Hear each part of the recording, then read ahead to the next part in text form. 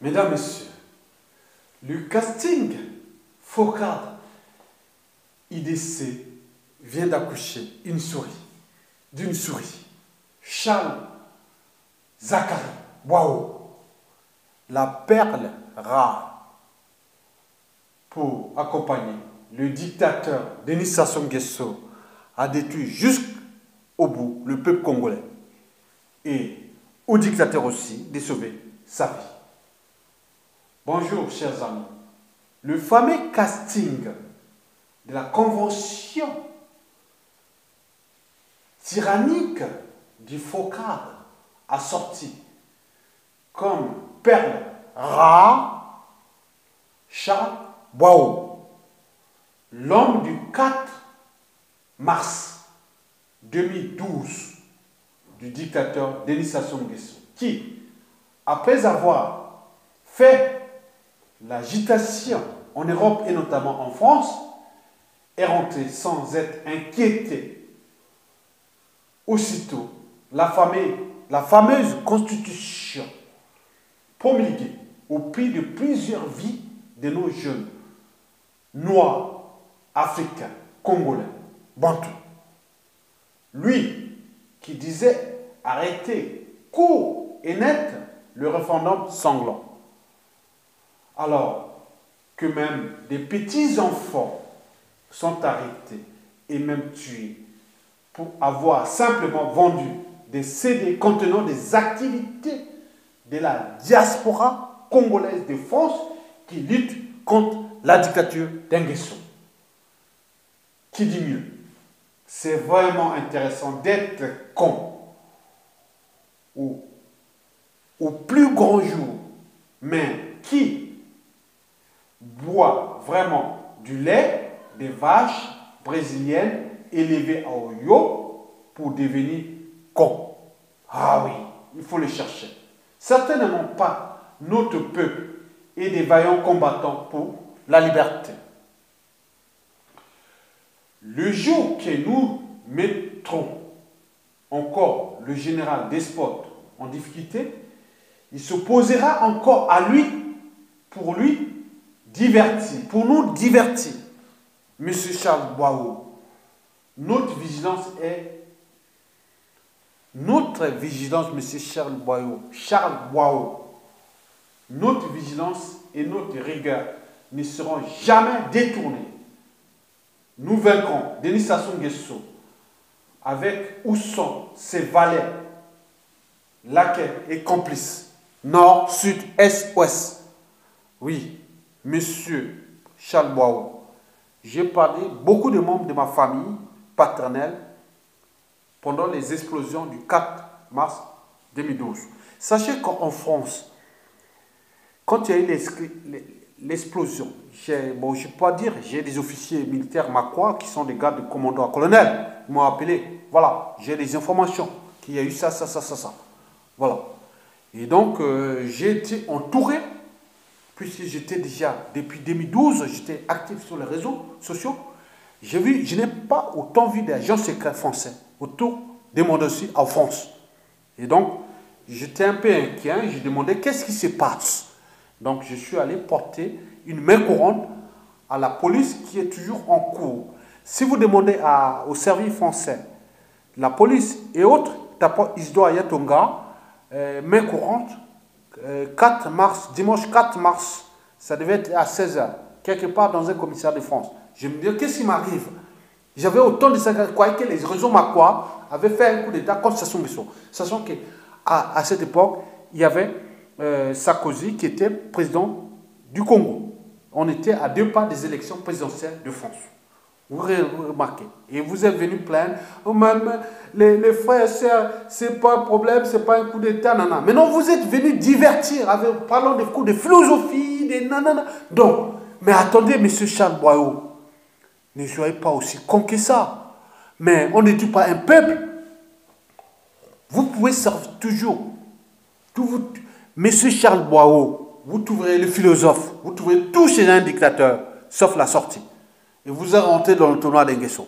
Et le peuple vous sera reconnaissant avec ses cerveaux qui vont aussi arriver. Mais ce n'est pas bien. C'est pas bien. Donc vous Vous êtes venu faire la comédie ici en France. On croyait que vous étiez avec nous. Vous êtes sans problème.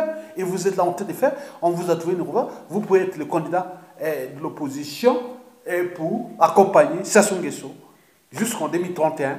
Bien quoi qu'il peut mourir avant. Mais c'est pas vrai. Ça ne se passera pas comme ça. Monsieur le philosophe, le professeur de l'université la plus stupide et l'université qui est devenue